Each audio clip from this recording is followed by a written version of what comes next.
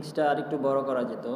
হ্যাঁ, আমরা একটা ভালো পজিশনে ছিলাম, বাট ওইখান থেকে একটু হয়তোবা আমরা একটু পিছিয়ে আসি। তাও আলহামদুলিল্লাহ যা হয়েছে, ইনশাল্লাহ হয়তোবা কালকের দিন আছে, তো ব্যাটসম্যান মিরাজও আছে। আশা করি একটা ভালো পার্টনারশিপ হলে ইনশাল্লাহ আমরা খুব আগায় থাকবো।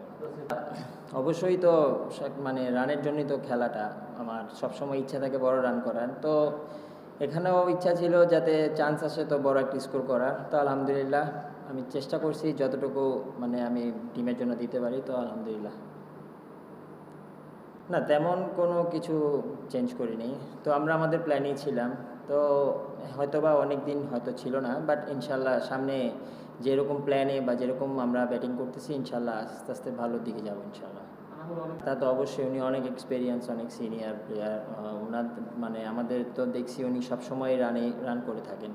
তো অবশ্যই আজকে যেরকম স্টার্টটা করেছিল খুব ভালো দিকে ছিল, ভালো লাগতেছিল। আনফর্চুনেট উনি আউট হয়ে যায়। তো ইনশাল্লাহ নেক্সট ইনিংস বা সামনে আরও খেলা আছে, অবশ্যই ভালো হবে।